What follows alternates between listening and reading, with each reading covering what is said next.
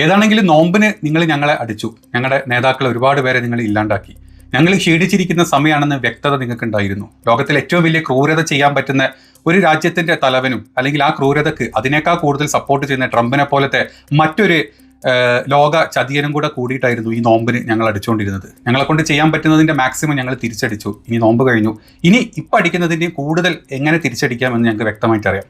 ഞാനിപ്പോൾ പറഞ്ഞത് ഇറാനിലെ എല്ലാ നേതാക്കളുടെയും മനസ്സിൽ അല്ലെങ്കിൽ ഇറാനിലെ എല്ലാ ജനതയുടെയും ഉള്ളിലുണ്ടാകുന്ന ഒരു വികാരമായിരിക്കും കേട്ടോ. ഏതാണെങ്കിലും ഇന്നലെ അറബ് രാജ്യങ്ങൾ മൊത്തമായിട്ട് അമേരിക്കയുടെയും അതുപോലെ തന്നെ ഇസ്രായേലിൻ്റെയും കാല് നക്കിക്കൊണ്ടുള്ള പ്രസ്താവനകൾ ഇറക്കി. ഇനി ഞങ്ങളെ ആക്രമിച്ചു കഴിഞ്ഞാൽ തിരിച്ച് ഞങ്ങൾ ആക്രമിച്ചിരിക്കും, അമേരിക്കയ്ക്കും ഇസ്രായേലിനും ഞങ്ങൾ എന്നും വിശാലമായിട്ട് ഞങ്ങൾ കാല് അങ്ങനെ പൊളത്തി കൊടുത്തോളൂ, അവർക്ക് എന്ത് വേണമെങ്കിലും ചെയ്തോട്ടെ എന്നുള്ള രീതിയിൽ എന്നുള്ള ചില പ്രസ്താവനകൾ കണ്ടു. അത് പണ്ടും ചെയ്തിട്ടുണ്ട്. ഇപ്പം അത് പച്ചക്ക് തന്നെ എല്ലാവരുടെയും ലോകത്തിന് മുമ്പിലോട്ട് അവർ വിളിച്ചു പറയുകയും ചെയ്തു. അത് തന്നെ ചെയ്തുകൊണ്ടിരുന്നത് ഇത്രയും ദിവസം. ഏതാണെങ്കിലും നോമ്പൊക്കെ കഴിഞ്ഞ് ഇനി ഈ ക്ഷീണവും കാര്യങ്ങളും ഒക്കെ ഒന്ന് മാറ്റി ഇറാൻ്റെ അടികൾ ഇനി വേറെ നമ്മൾ ചിന്തിക്കുന്നതിൽ അപ്പുറത്തായിരിക്കും ഇനി ഇറാൻ അടിച്ചുകൊണ്ടിരിക്കുക. അതായത് തല പോയി കഴിഞ്ഞാലും ഉടലിൻ്റെ ജീവൻ പോകുന്നവരെ ഞങ്ങൾ യുദ്ധം ചെയ്തുകൊണ്ടിരിക്കുന്ന അവർ പറഞ്ഞിട്ടുള്ളത്. ഇനി ഇന്നലത്തെ ആക്രമണത്തിൽ അതായത് ഇറാൻ്റെ തന്നെ ലോകത്തിലെ തന്നെ ഏറ്റവും വലിയ ഗ്യാസ് പ്ലാന്റിലോട്ട് ഇവർ ഇത്രയും ഒരു ആക്രമണം നടത്തി നമ്മൾ ഇന്നലെ കണ്ടു അല്ലേ. അതിൻ്റെ ഭാഗമായിട്ട് അല്ലെങ്കിൽ അതിനുള്ള തിരിച്ചടിയായിട്ട് ഇന്ന് നമ്മൾ പല കുവൈറ്റിലും ബഹ്റൈനിലും ഖത്തറിലും UAE-ലും അതുപോലെ തന്നെ സൗദി അറേബ്യയിലൊക്കെ ഒരുപാട് സ്ഥലത്തുള്ള തിരിച്ചാക്രമണങ്ങളും കണ്ട്. ഇന്ന് അത് കഴിഞ്ഞ് ഡൊണാൾഡ് ട്രംപ് വന്ന് മറ്റൊരു കാര്യം പറഞ്ഞു, ഇനിയും ഒരു ആക്രമണം ഉണ്ടായിക്കഴിഞ്ഞാൽ ഞങ്ങൾ അല്ലെങ്കിൽ ഈ പറഞ്ഞ ഇറാൻ്റെ എണ്ണപ്പാടങ്ങൾ ഞങ്ങൾ ഈ ഭൂപടത്തിൽ തന്നെ ഇല്ലാത്ത രീതിയിൽ നീക്കിക്കളയുന്നാണ് പറഞ്ഞത്.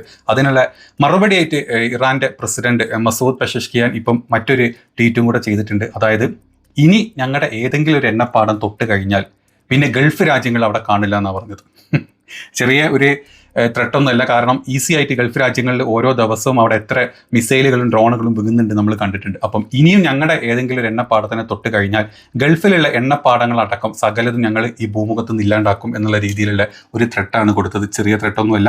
ഇറാൻ പറഞ്ഞതേ ചെയ്തിട്ടുള്ളൂ ഇതുവരെ. ഇറാൻ പറയാത്ത ഒരു കാര്യങ്ങളും ഇതുവരെ ചെയ്തിട്ടില്ല. മുൻകൂട്ടി മുന്നറിയിപ്പ് കൊടുത്തിട്ടുള്ള കാര്യങ്ങളും ഞങ്ങൾ ആക്രമിച്ചാൽ ഏത് രീതി ഞങ്ങൾ തിരിച്ചടിക്കും എന്നുള്ളത് വ്യക്തമായിട്ട് കഴിഞ്ഞ 20 ദിവസം കൊണ്ട് അമേരിക്കയ്ക്കും ഇസ്രായേലിനും ഗൾഫ് രാജ്യങ്ങൾക്കും ബോധ്യപ്പെട്ടിട്ടുണ്ട്. അപ്പോൾ ഇതാണ് ഏറ്റവും ലേറ്റസ്റ്റ് ആയിട്ട് വന്നിട്ടുള്ള ഒരു ഇറാൻ്റെ പ്രസിഡന്റിന്റെ സൈഡിൽ നിന്ന് വന്നിട്ടുള്ള ഒരു റിപ്ലൈ. അതുപോലെ തന്നെ സയ്യിദ് മുസ്തഫ കാംനിയുടെ സൈഡിൽ നിന്ന് വന്നിട്ടുള്ള റിപ്ലൈ നമ്മൾ കഴിഞ്ഞ വീഡിയോയിൽ ചെയ്തിരുന്നു. അതായത് ചോരക്ക് ചോര എന്നുള്ള രീതിയിൽ തന്നെ ഞങ്ങളുടെ ഇത്രയും ആളുകളുടെ ചോര വീഴ്ത്തിയിട്ടുണ്ടെങ്കിൽ അതിനുള്ള പകരം അതിനുള്ള വില നിങ്ങൾ നൽകേണ്ടി വരും എന്നുള്ള മറ്റൊരു ത്രെട്ടും കൂടി ഇറാൻ്റെ സൈഡിൽ നിന്ന് വന്നിട്ടുണ്ട്. ഇനി അത് മാത്രമല്ല, കഴിഞ്ഞ മാർച്ച് 9 ഒരു ന്യൂസ് പുറത്തോട്ട് വന്നിരുന്നത്. IDF-ന്റെ ഇസ്രായേലിൻ്റെ പട്ടാളക്കാർ പലരും ഡ്യൂട്ടിക്ക് വരാൻ തയ്യാറല്ല അല്ലെങ്കിൽ ഡ്യൂട്ടിക്ക് ഇറങ്ങാൻ തയ്യാറല്ല, അവർക്ക് പല കൺസേണുകളാണ് ഈ യുദ്ധത്തിൻ്റെ കാര്യത്തിലെന്നും പറഞ്ഞിട്ട്. അപ്പോൾ അതിൻ്റെ ചില അപ്ഡേറ്റ് ന്യൂസുകൾ ഇന്ന് പുറത്തോട്ട് വന്നിട്ടുണ്ട്. അതായത് സംരക്ഷണമില്ല എന്നുള്ളതാണ് പരാതി. കാരണം ഇത്രയും കാലം IDF വിചാരിച്ചിരുന്നു ഞങ്ങൾക്ക് അയൺ ഡോം ഉണ്ട്, ബാക്കി എല്ലാ സിസ്റ്റങ്ങളും ഉണ്ട്, ഒരു സാധനം ഞങ്ങളുടെ രാജ്യത്തോട്ട് വികില്ല എന്നുള്ള ചിന്ത ഉണ്ടായിരുന്നു. പക്ഷേ അതെല്ലാം കാറ്റിൽ പറത്തി ആദ്യത്തെ 3 ദിവസം കഴിഞ്ഞപ്പോൾ തന്നെ തുരുതുര മിസൈലുകളും ഡ്രോണുകളും ഇസ്രായേലിൻ്റെ പല ഭാഗങ്ങളിലും വീണുകൊണ്ടിരിക്കുന്നുണ്ട്. അതുകൊണ്ട് തന്നെ ഇപ്പം ഇസ്രായേലിൻ്റെ ഒരുപാട് സൈനികർ ഡ്യൂട്ടിക്ക് വരാൻ ഹാജരാകാൻ തയ്യാറല്ല എന്നാണ് പറഞ്ഞത്. കാരണം തുടർച്ചയായിട്ടുള്ള മിസൈൽ റോക്കറ്റ് ആക്രമണങ്ങൾക്കിടയിൽ തങ്ങൾക്ക് മതിയായിട്ടുള്ള സംരക്ഷണം IDF നൽകുന്നില്ല എന്ന് ചൂണ്ടിക്കാട്ടിയിട്ടാണ് ഇസ്രായേലിലെ സൈനിക ഡ്യൂട്ടിക്ക് ഹാജരാകാൻ ആളുകൾ വിസമ്മതിച്ചുകൊണ്ടിരിക്കുന്നത്. ഇത് KN ന്യൂസ് അതുപോലെ ജെറുസലേം പോസ്റ്റ് എന്നീ ഇസ്രായേലിയൻ മാധ്യമങ്ങളിൽ തന്നെ ഇതെല്ലാം റിപ്പോർട്ട് ചെയ്തിട്ടുണ്ട്. അപകട സാധ്യതയുള്ള ഔട്ട് പോസ്റ്റുകൾ വിന്യസിച്ചിരിക്കുന്ന സൈനികരാണ് ഇത്തരത്തിലുള്ള സുരക്ഷാ വീഴ്ചയെക്കുറിച്ച് സംസാരിച്ചിട്ടുള്ളത്. ഇതിലെ പ്രധാന വിവരങ്ങളായിട്ട് പറയുന്നത് അപര്യാപ്തമായിട്ടുള്ള സുരക്ഷ സൈനികർ പലതവണ ആവശ്യപ്പെട്ടിട്ടും അവർക്ക് ആവശ്യമായ ബോംബ് ഷെൽട്ടറുകളോ അല്ലെങ്കിൽ മറ്റു രീതിയിലുള്ള ഷെൽട്ടറുകളോ ഒരുക്കാൻ അധികാരികൾ തയ്യാറാവുന്നില്ല. ഹെൽമറ്റും പ്രാർത്ഥനയും മാത്രമാണ് അവർക്ക് കൂട്ടുക. അതായത് ഈ സാഹചര്യത്തിൽ ഗുരുതരമായിട്ടുള്ള വീഴ്ച എന്നാണ് സൈനികർ വിശേഷിപ്പിക്കുന്നത്. സൈറണുകൾ മുഴങ്ങുന്ന സമയത്ത് ഹെൽമറ്റ് തലയിൽ ധരിച്ചുകൊണ്ട് പ്രാർത്ഥിച്ചിരിക്കാൻ മാത്രമേ ഞങ്ങൾക്ക് പറ്റുന്നുള്ളൂ. കാരണം ഏത് രീതിയിലാണ് ഇറാൻ്റെ മിസൈലുകൾ തലയിൽ വന്ന് വെക്കുന്നതെന്ന് ചിന്തിക്കാൻ കൂടെ പറ്റാത്ത അവസ്ഥയിലാണ് അവിടുത്തെ സൈനികർ എന്ന് പറയുന്നത്. ഇതിലൊരു ഇരട്ടത്താപ്പുണ്ട്. അതായത് സാധാരണക്കാർക്ക് നൽകുന്ന സുരക്ഷാ മാനദണ്ഡങ്ങൾ പോലും മുൻനിരയിൽ പോരാടുന്ന സൈനികർക്ക് ലഭിക്കുന്നില്ല എന്നതാണ് ഏറ്റവും വലിയ പ്രതിഷേധത്തിനുള്ള കാരണമായിട്ടുള്ളത്.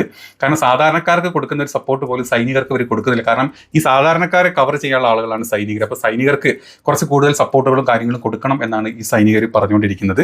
ഇറാനും ഇറാൻ്റെ പിന്തുണയുള്ള ഹിസ്ബുള്ളയും നടത്തുന്ന ആക്രമണങ്ങൾ കംപ്ലീറ്റ്ലി ഇസ്രായേലിൻ്റെ പല ഭാഗങ്ങളിലും ഭയങ്കരമായിട്ട് വീണുകൊണ്ടിരിക്കുന്നുണ്ട്. അപ്പോൾ ഈ ഒരു ആഭ്യന്തര തർക്കം IDF-ന്റെ ഉള്ളിൽ തന്നെ ഈ പട്ടാളക്കാരുടെ ഉള്ളിൽ തന്നെ ഇത്തരത്തിലുള്ള ഒരു ആഭ്യന്തര തർക്കം ഇപ്പം രൂപപ്പെട്ടിട്ടുണ്ട് എന്നാണ് പുതിയതായിട്ടുള്ള റിപ്പോർട്ട് വന്നിട്ടുള്ളത്. ഇനി ഇതിന് IDF കൊടുക്കുന്ന വിശദീകരണം വന്നിട്ടുണ്ട്. സൈനികരുടെ ഭാഗത്തു നിന്നും ഈ പ്രതിഷേധത്തെ ഭയങ്കര ഗൗരവമായിട്ട് തന്നെ ഞങ്ങൾ കാണുന്നുണ്ട് എന്നാണ് സൈനിക വക്താക്കൾ പറയിച്ചിട്ടുള്ളത്. നിലവിലെ യുദ്ധ സാഹചര്യം കണക്കിലെടുത്ത് ഡ്യൂട്ടിക്ക് ഹാജരാക്കാത്തവരുടെ എഗെയിൻസ്റ്റ് ആയിട്ട് അച്ചടക്ക ലംഘനം ഞങ്ങൾ തീർച്ചയായിട്ടും എടുത്തിരിക്കും എന്നുള്ള മുന്നറിയിപ്പും കൂടെ IDFന്റെ വക്താക്കൾ മുന്നോട്ട് വെക്കുന്നുണ്ട്. അതിവേഗത്തിലുള്ള വിന്യാസം, പെട്ടെന്നുണ്ടായിട്ടുള്ള മിസൈൽ ആക്രമണങ്ങളെ തുടർന്ന് പുതിയ ഔട്ട് പോസ്റ്റുകൾ നിർമ്മിക്കേണ്ടി വന്നതാണ് ഷെൽട്ടറിന് കുറവ്. അതായത് തുടക്കത്തിൽ 1, 2, 3 മിസൈലുകൾ വന്നിട്ടുണ്ട്. 100, 200, 300 കണക്കിൽ മിസൈലുകളും ഡ്രോണുകളുമാണ് വെക്കുന്നത്.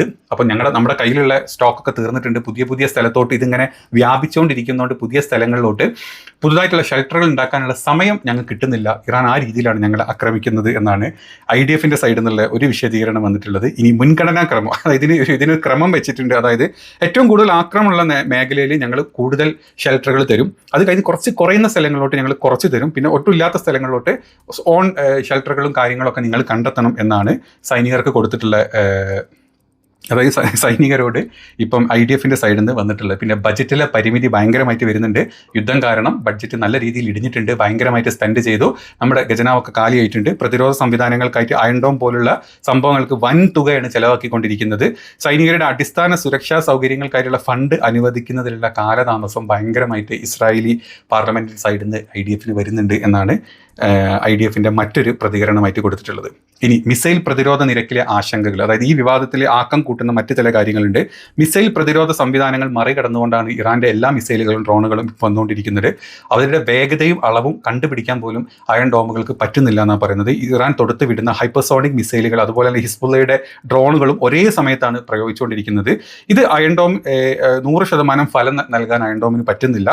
പിന്നെ മിസൈലിന്റെ അവശിഷ്ടങ്ങൾ സൈനിക ക്യാമ്പുകളുടെ മുകളിലോട്ടും മറ്റ് സൈനികങ്ങളുടെ ഇടയിലോട്ടും മറ്റ് സിവിലിയൻസിന്റെ ഇടയിലോട്ടും ഒക്കെ പതിക്കുന്നുണ്ട്. അതുകൊണ്ട് മതിയായ ഷെൽട്ടറുകൾ ഏത് രീതിയിലാണ് ക്രിയേറ്റ് ചെയ്യേണ്ടത് എന്ന് ഇസ്രായേലിന്റെ ഫോഴ്സിനിപ്പം അറിയാതിരിക്കുന്ന ഒരവസ്ഥയിലാണുള്ളത്. ഇതിൻ്റെ രാഷ്ട്രീയ പ്രത്യാഘാതങ്ങളും ഇസ്രായേലിൽ ഇപ്പം ഉണ്ടാകുന്നുണ്ട്. അതായത് ഇസ്രായേലിലെ പ്രതിപക്ഷ കക്ഷികൾ ഈ വിഷയത്തിൽ സർക്കാരിനെതിരെ രൂക്ഷമായിട്ട് രംഗത്ത് വന്നിട്ടുണ്ട്. മുൻനിരയിൽ പോരാടുന്ന സൈനികർക്കുള്ള ജീവൻ വെച്ചിട്ടാണ് സർക്കാർ ഇപ്പം ഇങ്ങനെ പന്താടിക്കൊണ്ടിരിക്കുന്നത് എന്നുള്ള ആരോപണം വന്നിട്ടുണ്ട്. ഈ സൈന്യത്തിൻ്റെ മനോവീര്യം ബാധിക്കുന്നുണ്ടെന്നും അതുപോലെ തന്നെ ഇസ്രായേലിലെ ജനങ്ങൾ ഇത് വളരെ ശക്തമായിട്ട് ഇതിനെ എതിർക്കുമെന്നും കൂടെ പ്രതിപക്ഷം പാർലമെൻറ്റിലും അതായത് നെസറ്റിൽ സംസാരിച്ചിട്ടുണ്ട്. ഇതാണ് സത്യത്തിൽ അവിടെ നടക്കുന്ന അവസ്ഥ.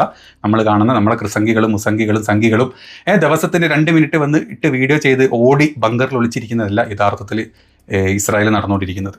കഷ്ടം. ഏതാണെങ്കിലും നോമ്പ് കഴിഞ്ഞു, ക്ഷീണമൊക്കെ മാറിയിട്ടുണ്ട്. ഇനി ഏത് രീതിയിലാണ് ഇറാൻ ആക്രമിക്കുക, അല്ലെങ്കിൽ ഒരു തരത്തിലുള്ള ഒരു ബൗണ്ടറീസ് ഇല്ലാത്ത രീതിയിൽ ഇനി ഇറാൻ ആക്രമിക്കും എന്നുള്ള കാര്യത്തിൽ ഉറപ്പാണ്.